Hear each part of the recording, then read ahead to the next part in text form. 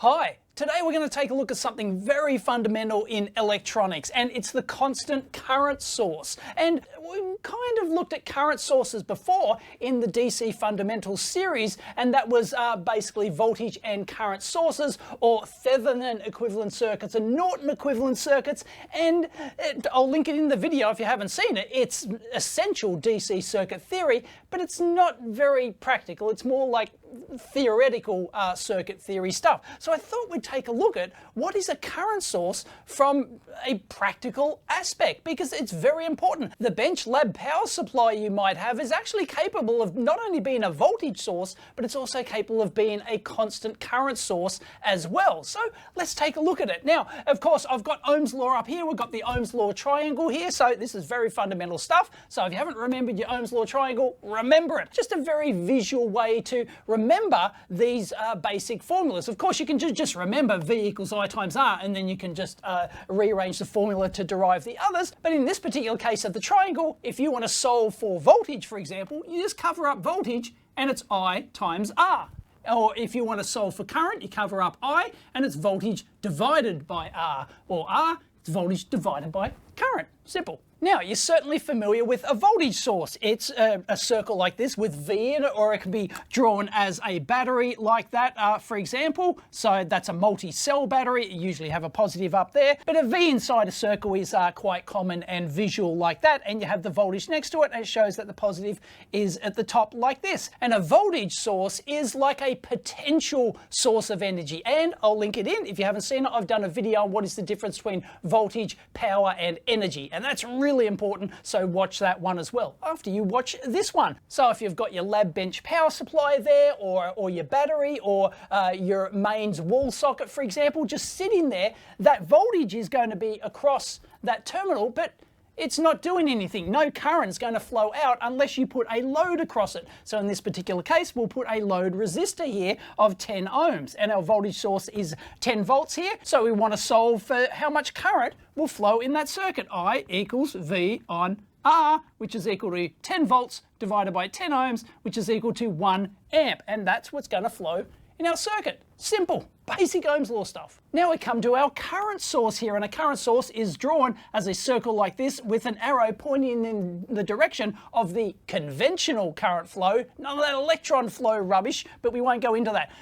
So the current is going to flow out of here and then into whatever load you've got over here. We've got the same 10 ohm resistor over here. And of course, it's very simple. You're already told that it's a 1 amp current source like this. So what current is going to flow through the circuit? Well, 1 amp, of course, because the current's got nowhere else to go. It's got no other current branches in there, so it must flow through the resistor like this. And even if you actually get rid of the resistor and short it out like that, you'll still get 1 amp flowing in your circuit. And that's where the word constant comes in. The current source, or constant current source, is an active circuit, and it has to be an active circuit. So what it wants to do is actually push a constant current of 1 amp through whatever load you actually attach to it. And there's practical limits to this, but in theory, that's what a constant current circuit wants to do. It wants to push a constant current through a circuit instead of providing a voltage, and then the current is determined by whatever your load is. The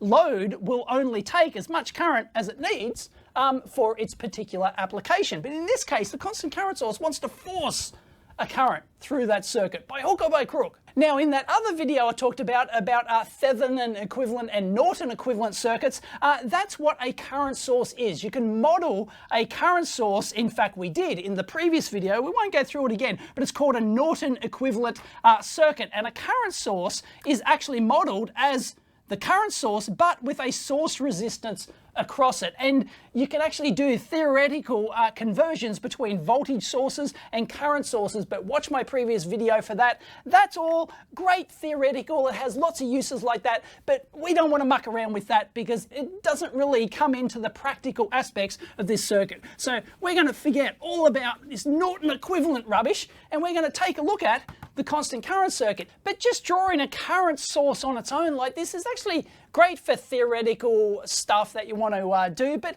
in a practical sense, it's not really telling you the complete story, and it's not actually a visual representation of how it works. So we're going to redraw it. A current source, or a constant current source, okay, is actually a voltage source followed in series by a constant current circuit. As I said, it's got to be there's some active circuitry in here that turns a voltage source into a constant current source. There's no such thing as like a constant current source on its own without a voltage source. That just doesn't exist.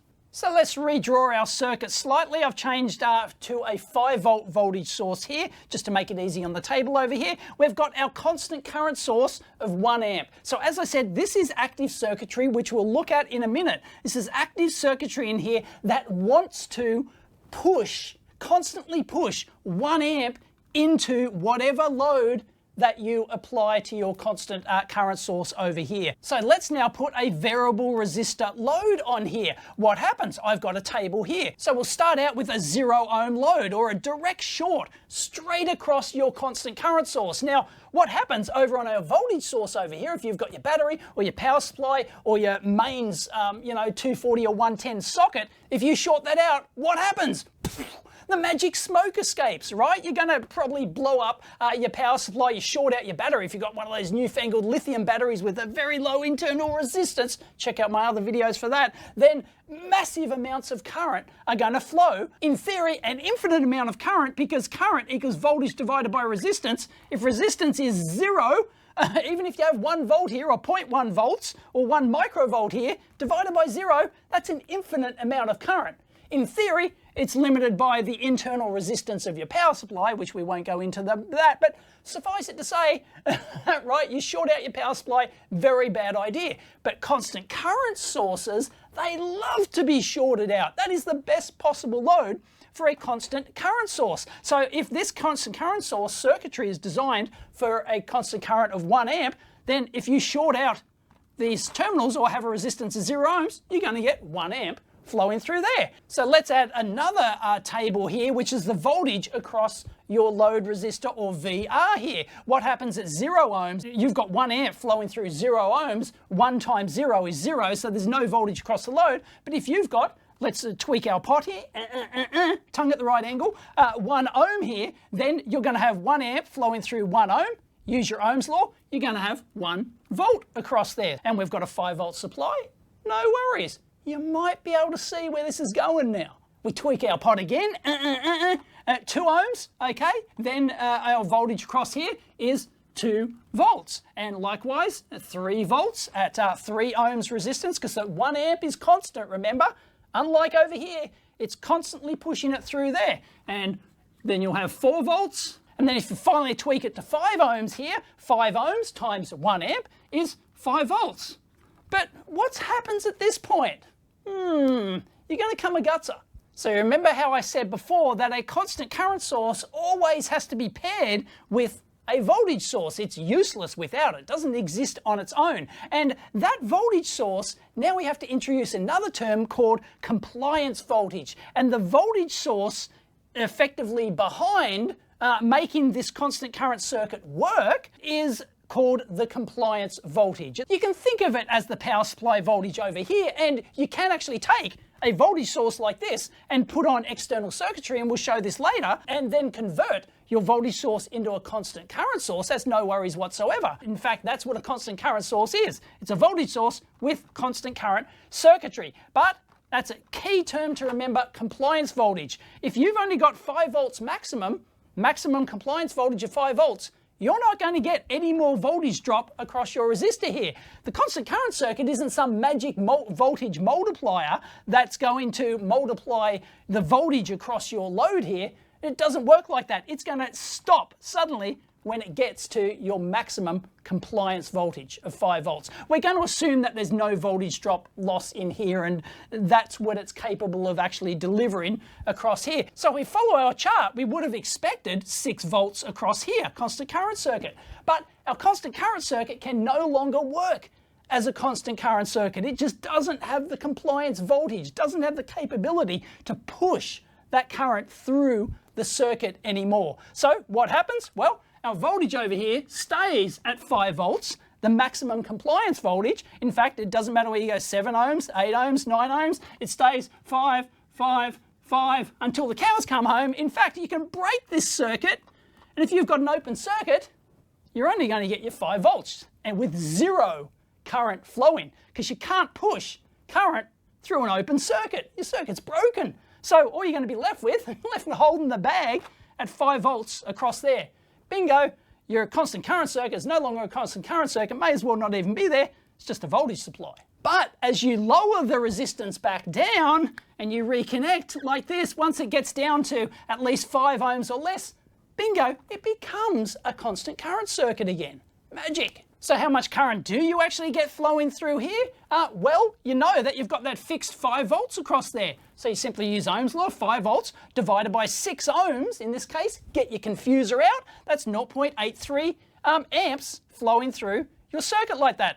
And for 7 ohms, it's 0.71, 8 ohms, 0.625, 9 ohms, 0.555, 555 spotted, and 10 ohms, it's going to be half an amp there. And so on until you get that open circuit, as I said, and then no current's going to flow, but you're still going to get your 5 volts across there. Okay, so that's fantastic, you say, but what use is a constant current circuit? Why would you want to push a constant current through a load? What sort of load would need this sort of thing? Well, there's countless applications, just a few of them. LEDs, for example.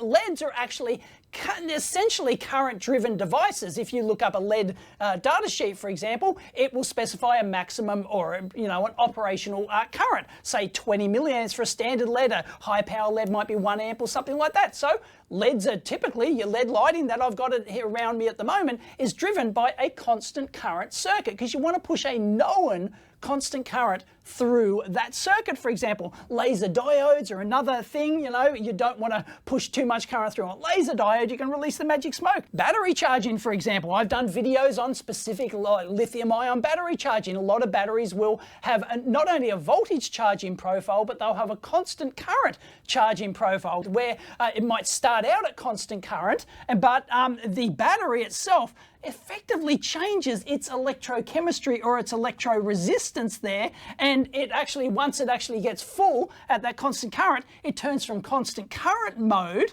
from here into that constant voltage mode that we saw over there. For a typical lithium ion cell, for example, you don't want to go above 4.2 volts, but you don't just want to whack 4.2 volts across it, because then if it's got low charge, it can put massive amounts of current through, which can damage the battery. That's why you have a voltage, you'd have 4.2 volts in series with a constant current driver. So you can use constant current mode, then it'll automatically, once it reaches a certain resistance, or a certain level in your battery that's equivalent to a resistance, it'll switch from current mode into voltage mode automatically. Magic. Sensors are another one. For example, you might have photodiodes, things like that, welding stuff. If you want to have like a nice controlled weld, you're doing that with current, so a constant current can help out there. Any sort of electroplating process or something like that, once again, you want it to be controlled, so you might want to push a constant current through there. And reference circuits, and we can take a look at that in a minute.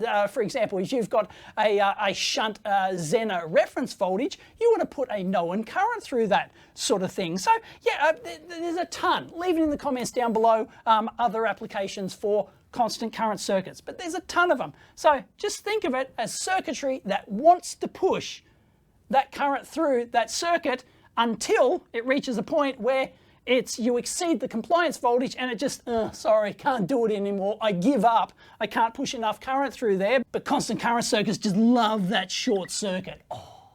Now I just spent, what, 10 minutes trying to convince you to think about constant current sources as a circuit which pushes out a constant current into a load. And, well, that's true from a certain point of view. And you can actually think of a constant current source. In fact, you probably know a constant current source as a current limiter.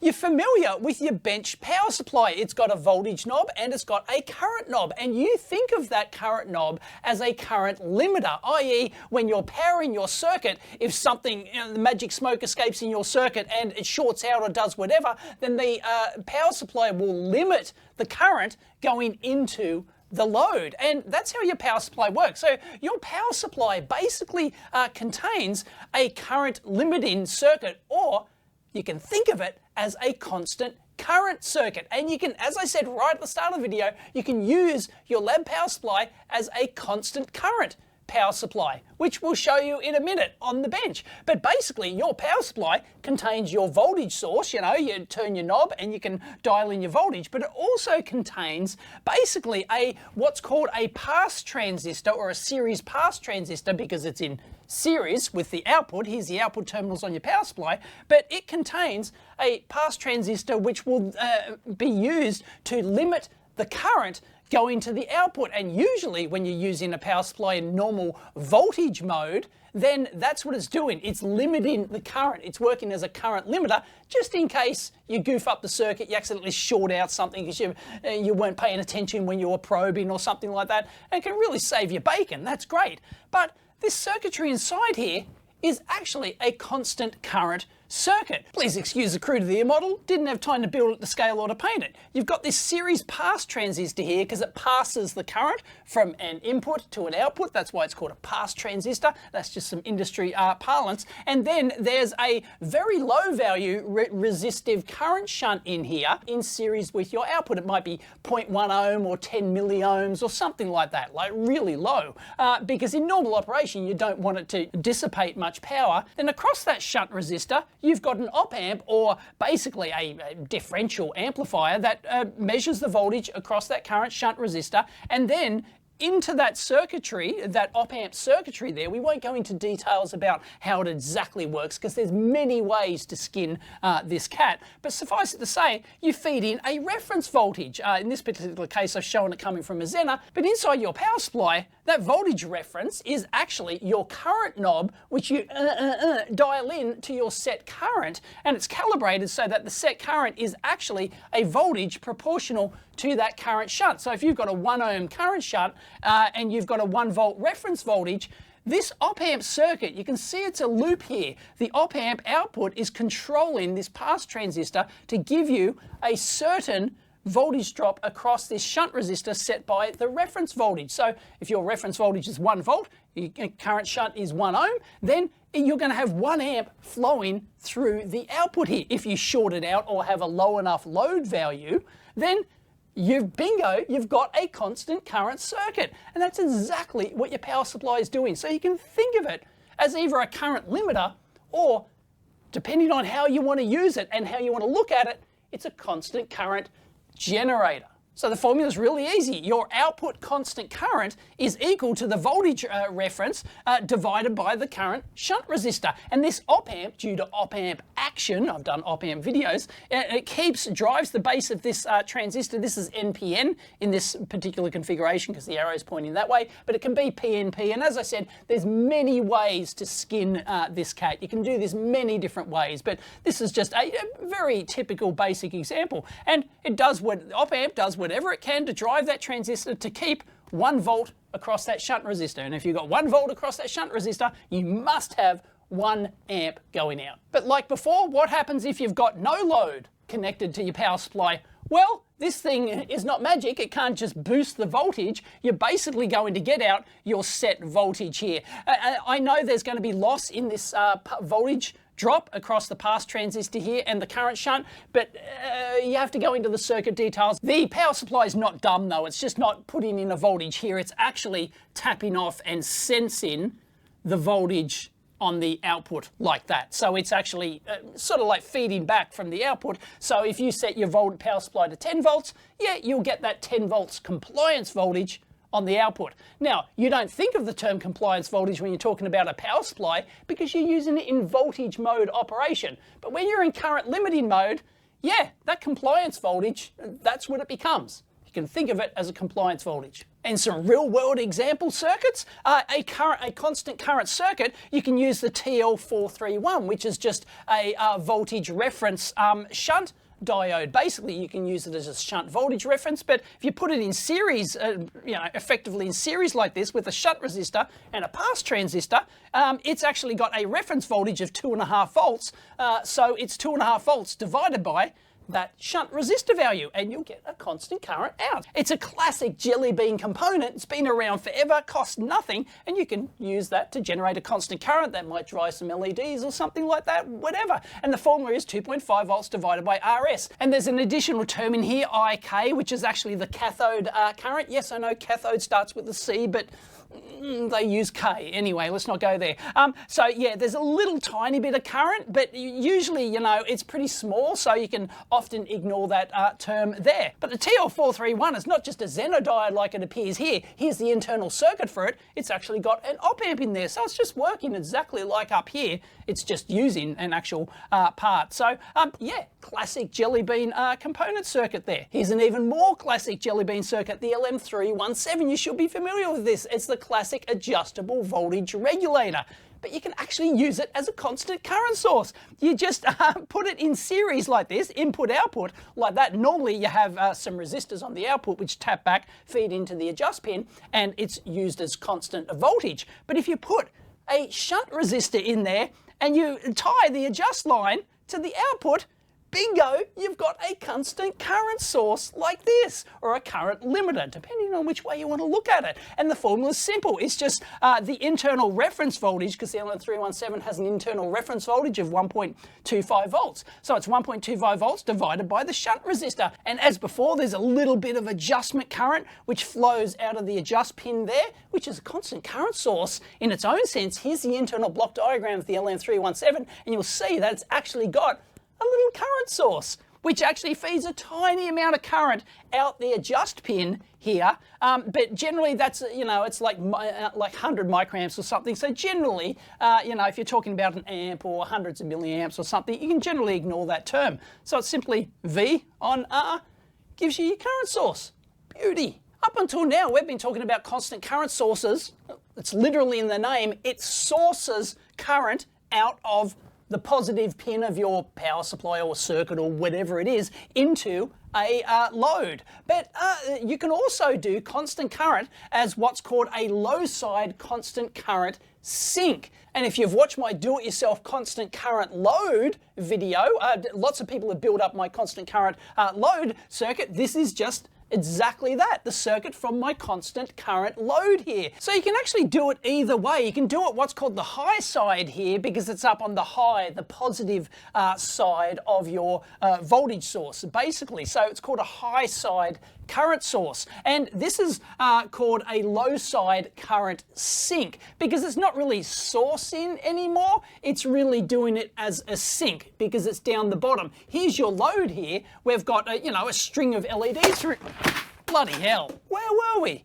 Okay, we've got a lead string here, so this is our load. So our load is actually connected directly across the voltage source here, our power supply, and the current sinking, because it's sinking, it's just on the low side.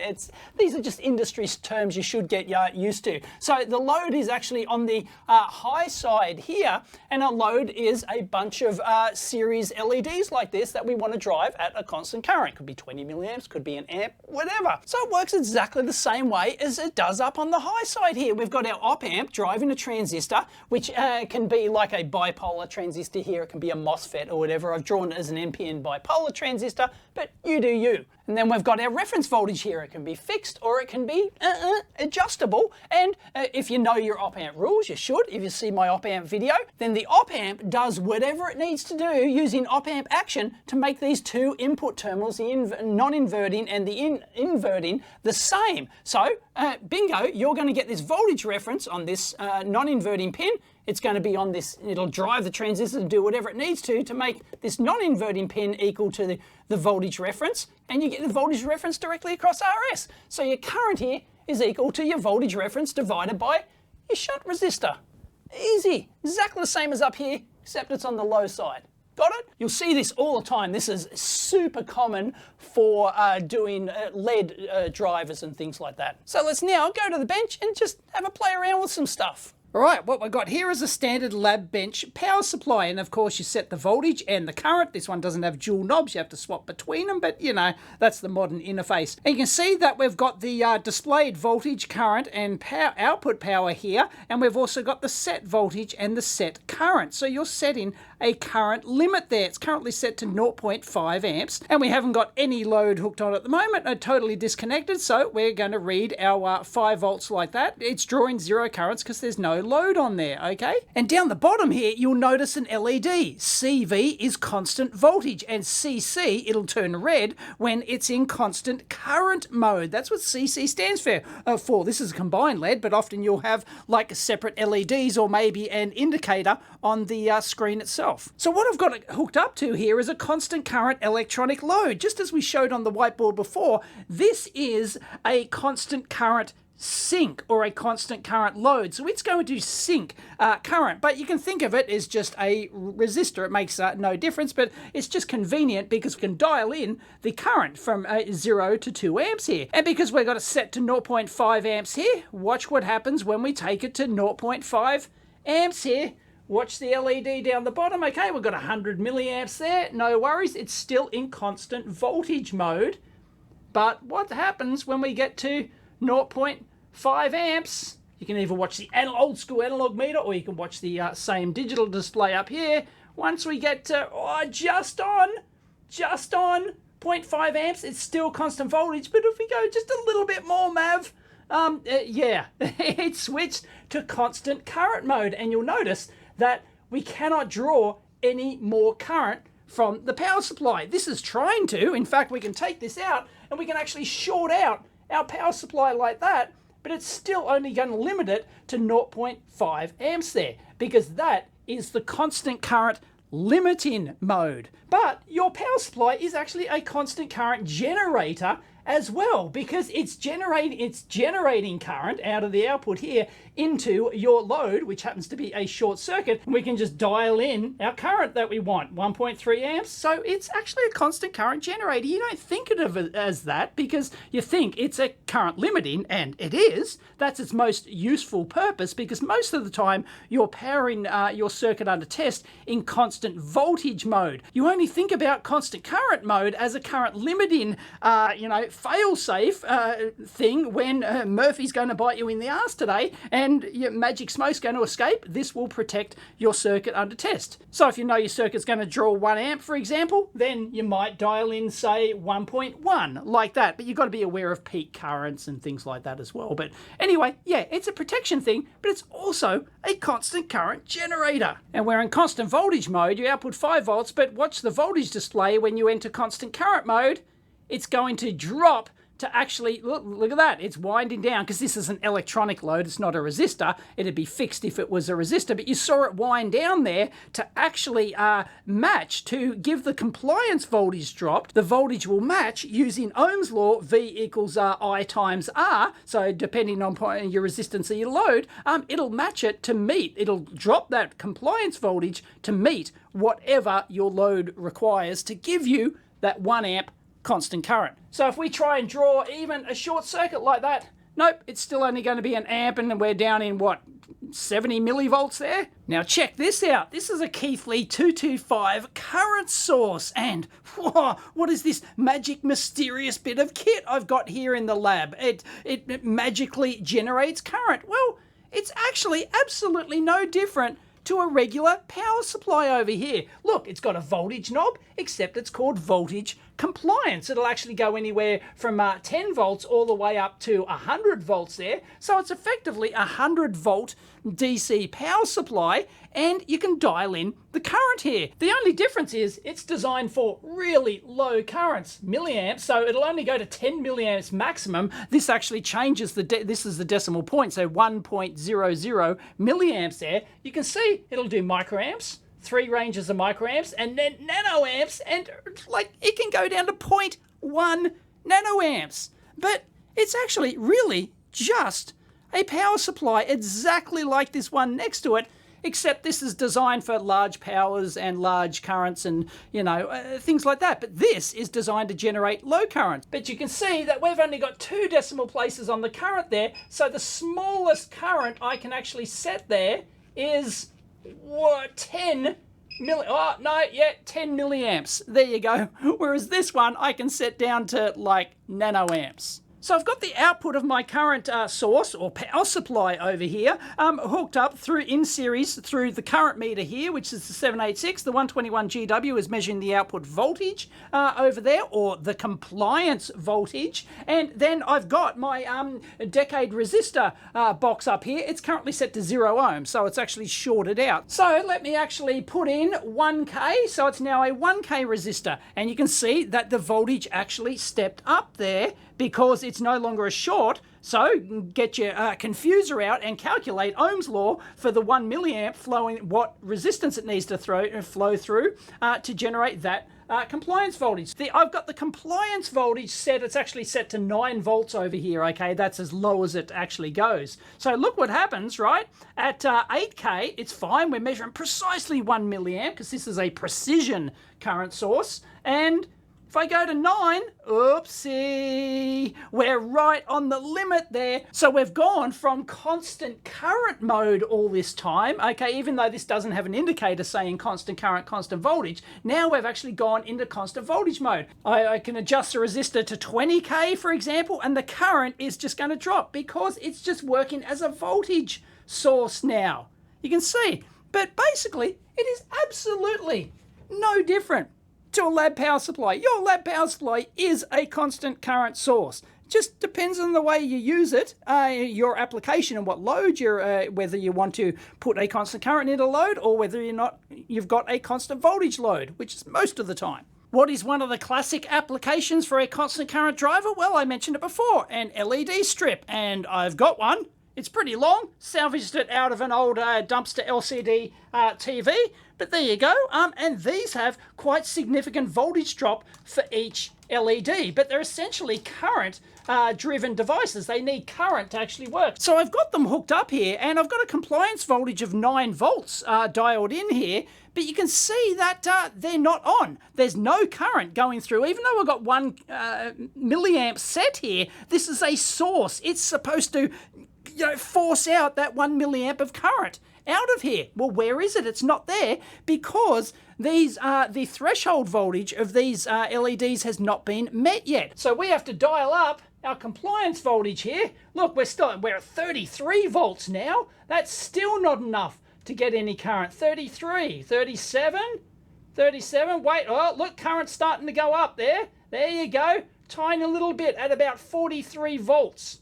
There, compliance voltage, and bingo, the LEDs are now lit. Hopefully you can see that. Trust me, studio lights. The studio lights there, you can see we're drawing our 1 milliamp there, and the LEDs are lit up nicely. And if we increase our compliance voltage even more, I've got that set to a maximum of 100 volts over there, but it's going to stop at 45 volts because that is the voltage drop of all these LEDs. I've got 2, 4, 6, 8, 9 LEDs. So calculate the voltage drop on each LED there. It's pretty high for your 45 volts, for almost 46 volts there.